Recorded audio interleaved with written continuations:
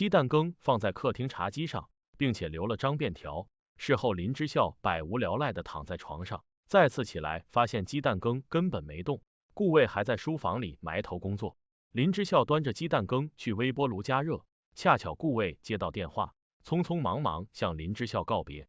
正因医院出了急事，顾魏何时能回来不得而知。林之孝难掩失落，独自坐在客厅直至天亮，随即将房间打扫干净才离开。一大清早，林之孝跟着萧山去见印喜和金石。由于今天还有音乐课，林之孝先去学校，萧山则意外得知少江回国的消息。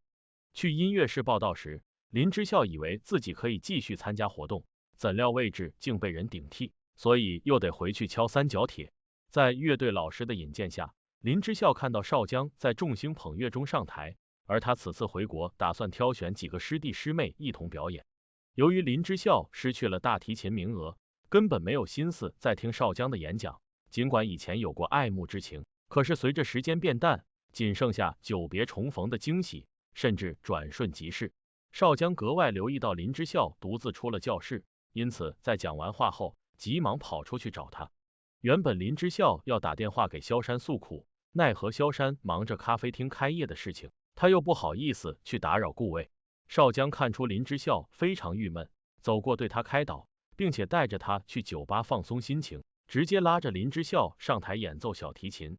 顾魏下班回到家里，一边听着杜医生的喋喋不休，一边看着被打扫干净的家。挂断电话来厨房倒水喝，发现垃圾桶里有一碗被倒掉的鸡蛋羹，还有一张蓝色便签，终于意识到昨晚忽略了林之孝。捡回便签，看着上面的字迹，顾魏嘴角不由自主的上翘，拨打了林之孝的电话，奈何手机那端无人接听。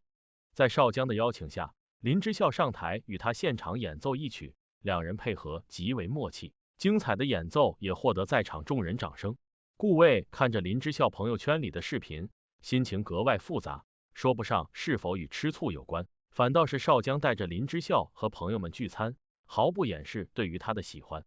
朋友以为少江与林之孝是情侣关系，怎料林之孝连连否认，少江则默认了大家的误会，甚至在这层误会上又格外强调以后难保不会有进一步的发展。此话一出，朋友们开始起哄，心照不宣的确定了少江和林之孝迟早成为恋人。回去的路上，少江半开玩笑的表示自己是为林之孝回国，可林之孝立马反应过来，想起他今天在学校演讲时所说的回国巡演，少江唯有一笑置之。当他听闻林之孝有了暗恋的人，很快变成强颜欢笑，内心颇为失落。林之孝没有注意少江的神色变化，感慨自己只是单相思而已。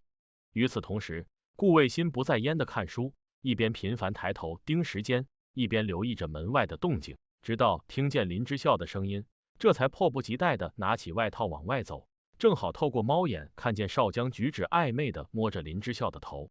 顾魏火冒三丈的推开了门，铁青着脸且抱有敌意的看向少江，而少江亦是挑衅般的回视。林之孝习惯性向顾魏打招呼，并且介绍两人互相认识，少江很大方的伸手，可顾魏直言自己有职业习惯，不习惯和别人握手。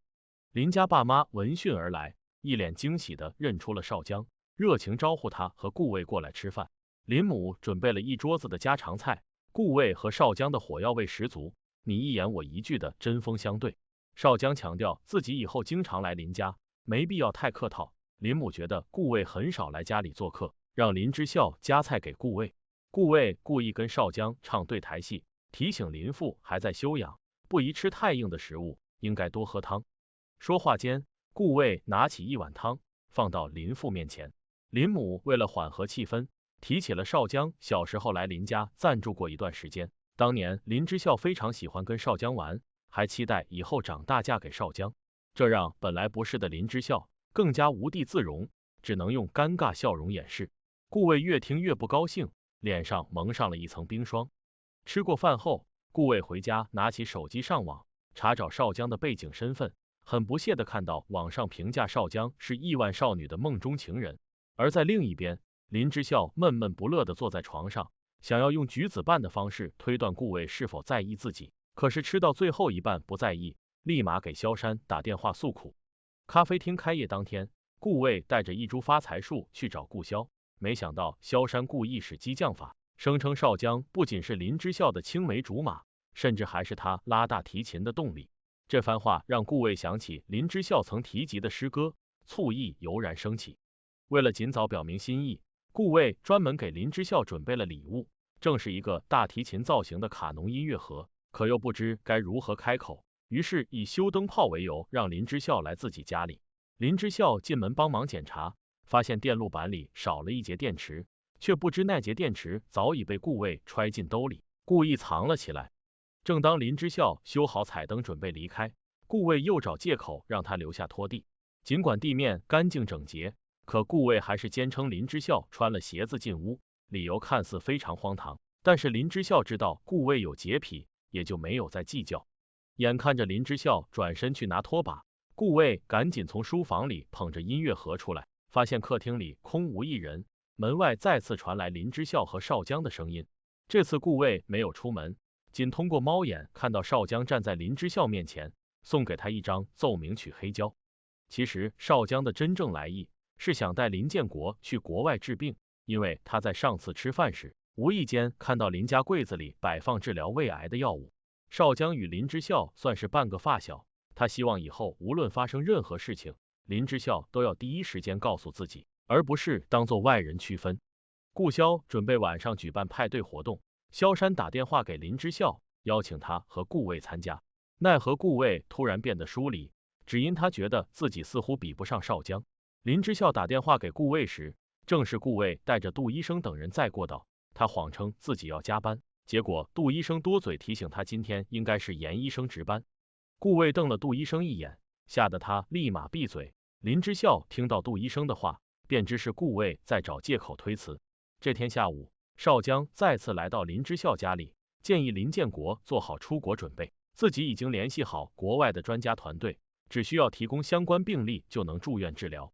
林母求之不得，立马答应了下来，反倒是林建国认为出国治病太仓促，态度坚决反对。少江热脸贴了冷板凳，不由愣在原地，而林之孝见情况不对，便先送他出门。此时林母和林建国吵了起来，两人的观点产生分歧，气得林母转身回屋。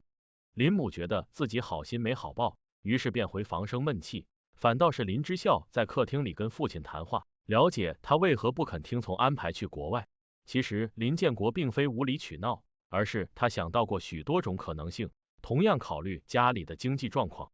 毕竟出趟国花销远高于国内数倍，光是各项检查就要耗费30多万，届时再等专家过来会诊，不仅是在国外治病麻烦耗时长，衣食住行也是个问题。所以林建国打心底里不愿去国外，且不论能否治好胃病，他最先考虑到妻女的未来生活保障。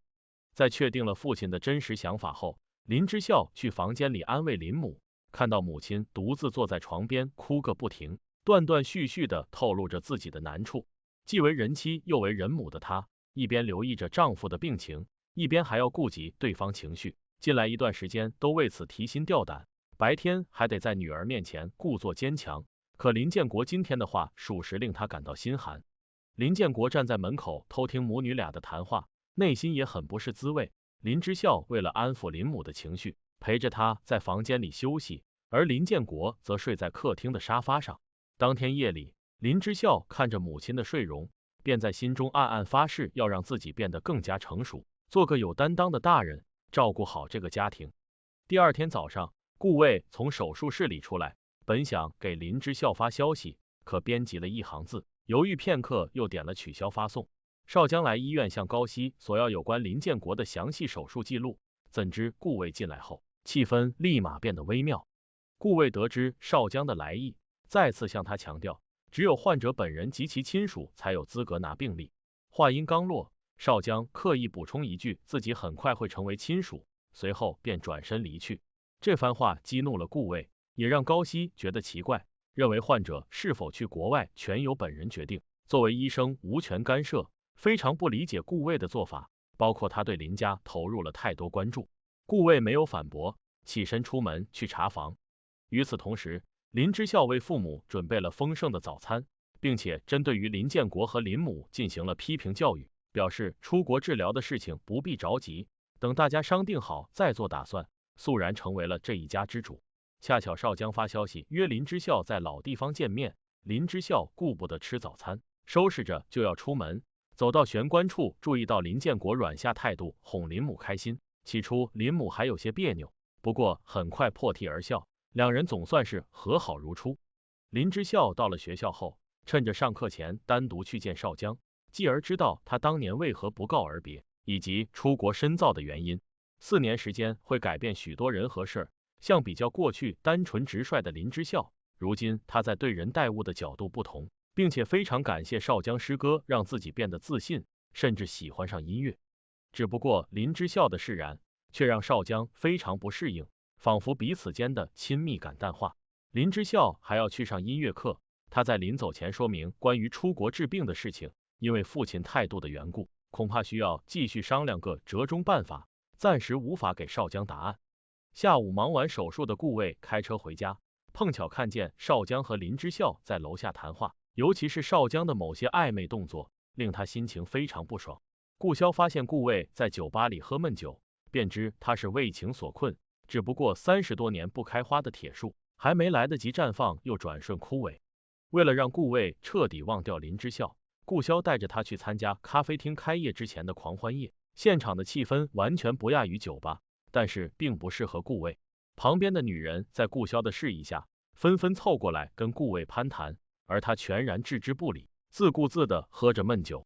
原本林之孝经过深思熟虑，觉得在治病方面还是要多请教下顾魏，可偏偏顾魏不在家，他又联系不上对方，拨打电话迟迟无人接听。此时顾潇趁着顾魏被女人纠缠，于是拿起顾魏的手机，直接给林之孝消息，声称自己没空。萧山看到顾魏身边围着女人，不由产生了误会，直接用手机了几张照片发给林之孝。等到林之孝起床时，才发现微信里的照片，瞬间气不打一处来。殊不知昨晚顾魏根本没有久留，很快便离开了咖啡厅。林之孝去给萧山捧场庆祝开业，对于顾魏视若无睹，而顾魏希望他不要感情用事，更不要做出很幼稚鲁莽的决定，毕竟自己才是林建国的主治医生。顾潇过来找顾魏，正好听见林之孝质问顾魏与别人喝酒的事情，于是上前指责他是以何种身份干涉。这句话犹如棒头一喝，立马让林之孝恢复清醒。因此林之孝没有大吵大闹，当场宣布决定带林建国去国外治疗，紧接着起身向萧山告了别，头也不回的离去。顾魏回到医院办公室，亲自给朋友老徐打电话，并且向对方询问关于国外求诊的信息。随着当晚的派对结束，朋友们陆续离场，萧山坐在吧台盯着手机发呆，觉得是自己导致林之孝和顾魏发生争吵。可顾潇认为大家都是成年人，肯定会解决好自己的问题，而他趁着醉意亲吻了萧山，两人也因此共度一夜春宵。直至次日清早，萧山装作无事发生，在面对顾潇的追问时，反过来嘲讽他是喝多了与别人鬼混。这番话让顾潇陷入自我怀疑之中，确实昨晚宿醉太严重，不过后来也慢慢恢复了记忆，确定昨晚的女人就是萧山。正因林建国目前处于休养期，所以最适宜保持身心愉悦，而非在此刻要去国外进行所谓的化疗，这种做法只会适得其反。杜医生在顾魏的示意下，主动打电话给林之孝，表示院方认为去国外治疗的准备工作，绝非是一朝一夕就能完成，出于对患者病情的考虑，还是希望先让林建国入院治疗，等到转诊的事情安排妥当再做打算也不迟。可林之孝已经察觉到这绝不是杜医生的意思，医院也不会只关注林建国一个病人，所以猜测此事必定与顾魏有关，便询问他是听了谁的建议。果然此话一出，杜医生急忙将手机递给顾魏，可顾魏又不去接，两人之间互推不休。林之孝听到里面的动静，立马恍然大悟，直接挂了电话。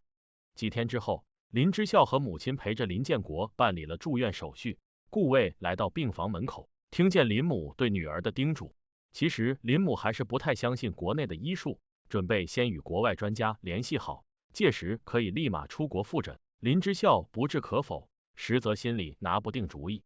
顾魏听到这些话，内心很不是滋味，情绪低落的转身离去。结果在办公室外面遇到高希，对于方才的事情避之不提。高希单独将林之孝叫到走廊，非常不理解他们为何盲目相信其他人，从未正视过医生对他们的付出。林之孝给林建国打包了素馄饨，怎知林建国吃了2口，忍不住犯呕，急忙跑到卫生间大吐特吐。而林之孝取东西回病房时，站在门口听得真切，也意味着父亲的身体越来越糟糕。林建国谎称自己全都吃完，林之孝只能附声应和，表面故作毫不知情，其实早已心乱如麻。反倒是林建国躺在床上休息，侧过脸不敢直视林之孝，仿佛是做贼心虚。父女俩之间默默无言，一个坐着不说话，一个躺着不吭声，房间里显得格外寂静，可是谁也不敢先捅破这层窗户纸。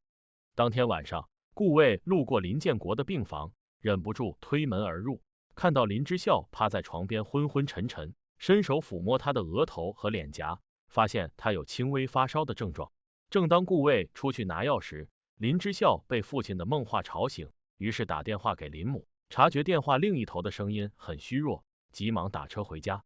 顾卫见状也紧跟过去，眼看着林之孝准备按门铃，及时上前制止，表示他现在的状态不适宜见林母，并且抱起他回到自己家。在顾卫的悉心照顾下，林之孝的不适感逐渐减轻。顾卫也去探望过林母，发现他是因服用过多退烧药，出现了嗜睡的副作用，但是对本人没有太大伤害，休息一晚就能恢复。听闻顾卫事先嘱托护士小薇照顾林建国，这让林之孝非常感动，主动表达了谢意。可顾卫突然反问起他为何之前不找少江帮忙，既然两人互相喜欢的话。然而还未等顾卫把话说完，林之孝立马反驳自己另有所属，对于少江根本无意。